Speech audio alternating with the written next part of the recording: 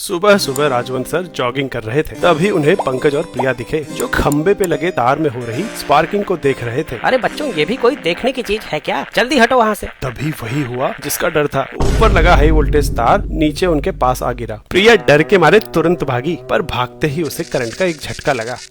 हाय रे, मैं तो पूरी हिल गई। ये तार से दूर खड़ी थी, फिर भी इसे करंट लग गया। मैं पास खड़ा हूँ, फिर मुझे झटका क्यों नहीं लग रहा? वाह बेटा, मुश्किल घड़ी में भी क्यूरियोसिटी। वहीं खड़े रहो, भागना नहीं। सर, बिना भागे यहाँ से कैसे निकलूं? करंट हवा से तो आया नहीं, तो जरूर जमीन से ट्रैवल कर रहा है। तो मुझे क्यों नहीं लग रहा? उसी वजह से जिस वजह से इस तार पे बैठी चिड़िया को करंट नहीं लगता।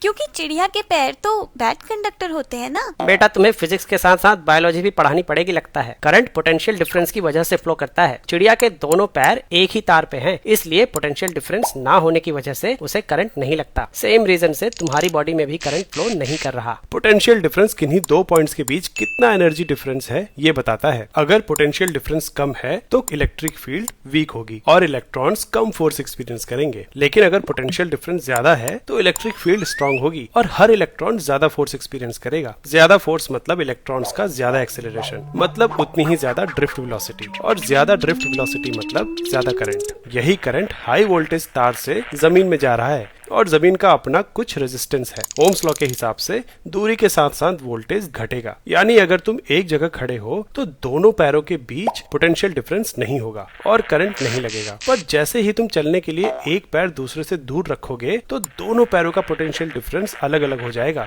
और बॉडी से करंट फ्लो करने लगेगा। मतलब पैर ज्यादा दूर नहीं रखने हैं। हाँ, दोनों पैर पास रखो और कंगारू की तरह फुदक फुदक के वहाँ से निकलो।